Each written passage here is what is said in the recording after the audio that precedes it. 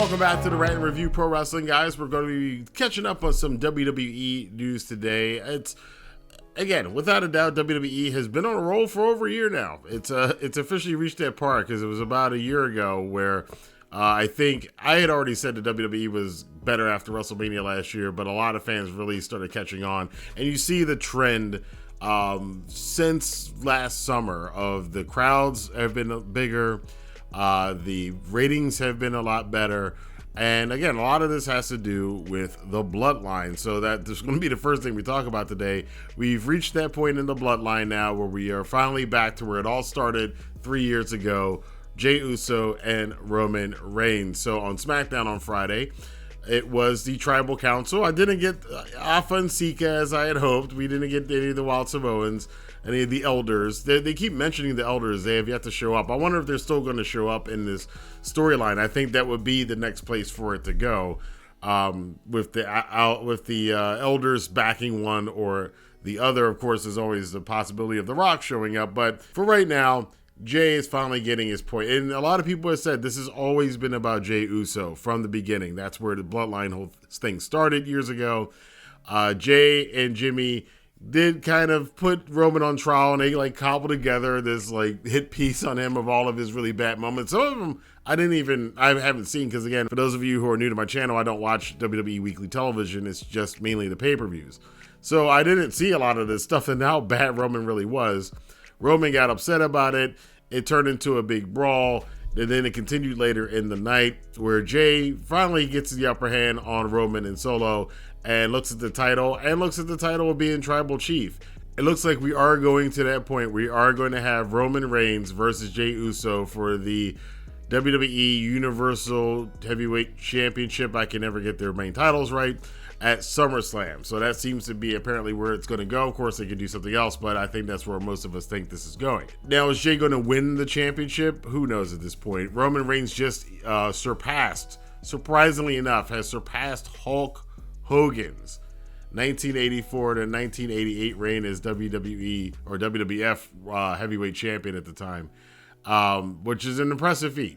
Because I grew up with the Hogan reign, so it's funny to me, like, to think about it now. There are kids right now who are growing up with Roman Reigns being champion as long as I grew up with Hulk Hogan being champion, which to me when I was a kid felt like it was forever. But is Jey going to be the one to take him down? Now, you know, in the case of Hogan, and this is kind of a thing to think about too, and kind of almost maybe a disappointing thing to think about. A lot of these long title reigns, if I think about Bob Backlund's title reign, it kind of ended anticlimactically. Hogan's ended with a very weird, controversial spin on Andre not really getting the pinfall, but winning the title and then giving the title up to Ted DiBiase, and then it was vacated, and that whole convoluted story from WrestleMania 4. And right now it looks like we might be getting the same thing with Roman. I don't think Jey Uso is, we call him main event Jey Uso, but there are some cracks in WWE's great foundation. And one of those is that Jey, he pretty much has the same tone through all of his promos. It's basically this.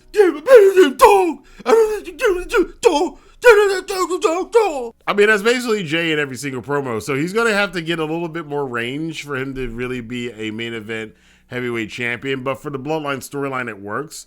I'm sure he has more range than that, but we haven't been able to see it because of the storylines that he's been doing. Roman has been fantastic. The whole thing with him lulling everybody into a false of insecurity that he was going to give up the bracelet or the necklace or whatever it is that symbolizes the tribal chief. I did see this clip, by the way, on YouTube, and lulling everybody and then doing the low blow, and then him and Heyman kind of going, no, you can't be the tribal chief, you can't be the champion. So I like what I saw from that. Again, I kind of go back to the thing though, is like how much steam is left in his Bloodline storyline.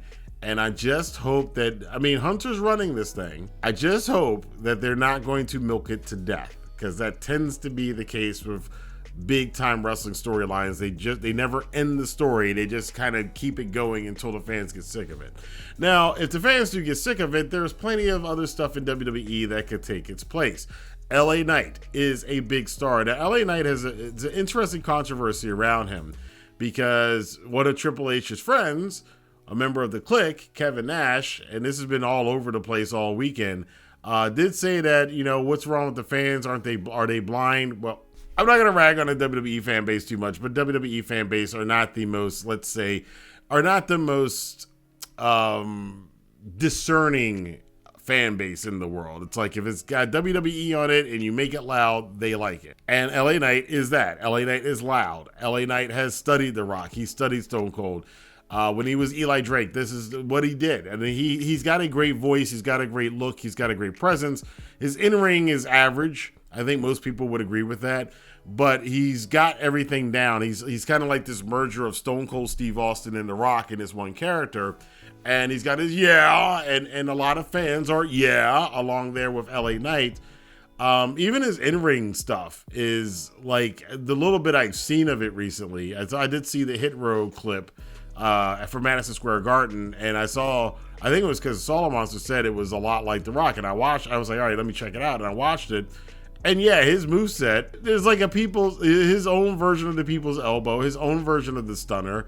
That's what it is. Now, the rumors are that Stone Cold Steve Austin might possibly be giving him a rub of some sort in the near future, possibly at SummerSlam. LA Knight is doing what he did, and Kevin Nash was very mad because he's like, why can't the fans see this guy's just a ripoff of The Rock? He's also kind of a ripoff of Stone Cold Steve Austin. But this is, as other people have pointed out, and as I pointed out, this is pro wrestling. This has gone on forever. In fact, some of the biggest stars in the history of the sport are kind of knockoffs of other stars. Hulk Hogan, obviously, one of the biggest stars in the history of the sport. A lot of his stuff came from superstar Billy Graham. Ric Flair, a lot of Ric Flair stuff is influenced by Gorgeous George. A lot of things that the Bullet Club does are influenced by the NWO, which was influenced by the Four Horsemen. There's tons of things that have gone on in wrestling and tons of wrestlers that are influenced by wrestlers that have come before them. Now, yes, LA Knight stuff is a little bit too on the nose. I don't know how far that's going to go with the pro wrestling audience, but I think, again, the majority of WWE's audience is the sports entertainment audience. And again, like I said, they're not very discerning fans. And a lot of them, keep in mind too, as I just mentioned about the thing about Hogan and Roman and their championship reigns, a lot of the fans today, especially the younger ones, they weren't around for Stone Cold Steve Austin and The Rock in their prime. All they have is old videos on Peacock on the WWE network and stuff and YouTube and whatever. But they didn't live it. They weren't fans at the time. So Eli Drake, LA Knight doing what he's doing and channeling both The Rock and Stone Cold into one package. He's over as gangbusters. He's getting views. He's getting eyeballs. He's getting clicks. He's getting everything, all the metrics. He's moving merchandise. I mean, you can't argue with that. Again, that's kind of, Kevin Nash arguing about it, and some other people who are WWE fans are not happy about it, but that's sports entertainment. That's what it is. It's not about credibility. It's about can you move numbers? Can you make merchandise? Speaking of moving numbers and being focused on that, Cody Rhodes had his promo this past Monday on Raw, called out Brock Lesnar. They're going to have a rubber match. I'm not sure how much anybody's really looking forward to that, or if there's going to be a stipulation involved with it. I think they're going to need that to kind of make this match work a little bit. You are working with Brock's limited schedule, so that's going to be something that come into play. I hope after this feud is over, Cody refocuses on his original goal. And his original goal was to get the WWE Heavyweight Championship. Now, again, there is a storyline there with him and Seth, and obviously there's a rematch there with Roman that has been rumored may happen at next year's WrestleMania. We're yet to see on that, but I think Cody needs to get his character back on track. He even mentioned this in his promo. He kind of needs to move in that direction. The only other thing I saw this week from WWE is I saw the ending clip of I think it was Judgment Day against the tag champions and Seth Rollins. And the only thing that really stood out to me, because it was like a 2-minute clip, and the only thing that stood out to me was Sami Zayn getting pinned. And I had to stop and think about this, and maybe this is another crack in the armor. But again, don't get this wrong. WWE is on fire. They're firing on all cylinders right now and have been for a year. But Sami Zayn taking that pin in that match and being kind of an afterthought to apparently, and I don't watch the full shows. I just see the clips online. Apparently, Damian Priest and Finn Balor have a little bit of dissension within the Judgment Day, which I think is a little bit early, but that was the focus. And I'm looking at Sami Zayn taking his pin, and I'm kind of going, man, remember like 6 months ago, this guy was like the biggest star in the business. He was red hot, and he's kind of cooled off. Cody was red hot. I know Drew McIntyre just returned to WWE, kind of cooled off a little bit. So I don't know if they're enhancing the guys that Roman has trounced in his reign as champion. Now, I would love to see him come out with a t-shirt with all the guys that he's beaten for in defending his championship.